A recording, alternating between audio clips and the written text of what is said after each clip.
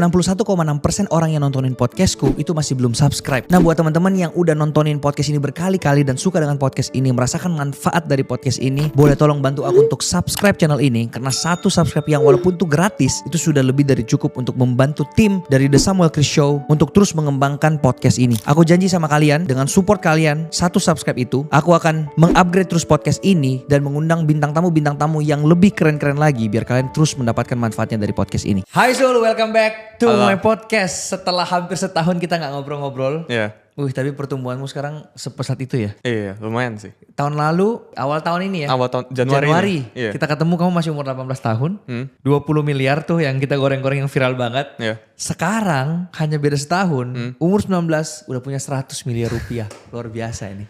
Itu dalam setahun doang loh Sul. Dan ini ya kalau tahu dari mana ya, aku baca dari Tempo, dari berita-berita yang sudah tersebar lah sekarang. Iya. Tapi sebelum aku tanya-tanya nih, aku jujur bangga banget sama kamu sih. Kayak dari awal kita ketemu gitu kan. Kita ngobrol-ngobrol di kafe, aku temuin kamu sama Ko Andrew. Dan itu perjuangan sih temuin kamu sama Ko Andrew. 3-4 kali loh aku harus menggoda dia. Untuk akhirnya mau ketemu sama kamu. Cuman anyway, mungkin dia juga sekarang bisa bilang dia bangga banget juga sama kamu lah. Jauh banget pertumbuhanmu. Nah, mungkin pertanyaanku yang paling pertama Sul adalah bagaimana caranya dalam setahun nih, yang awalnya umur 18 tahun punya 20 miliar, sekarang 19 tahun punya 100 miliar, hanya dalam setahun kamu bisa meningkatkan net worth-mu segitu banyaknya. Bisa bilang hampir kali 5 tuh. Gimana caranya? Sebenarnya 100M itu kan kata media kan, mungkin bisa lebih kok. Iya betul.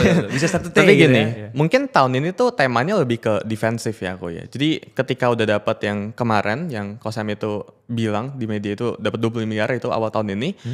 Itu tuh kalau beberapa orang dapat 20 miliar dengan cepat, mereka bakal terus agresif buat digulungin ke atas gitu. Tapi aku nggak kayak gitu, aku milih buat lebih ke defensif gitu.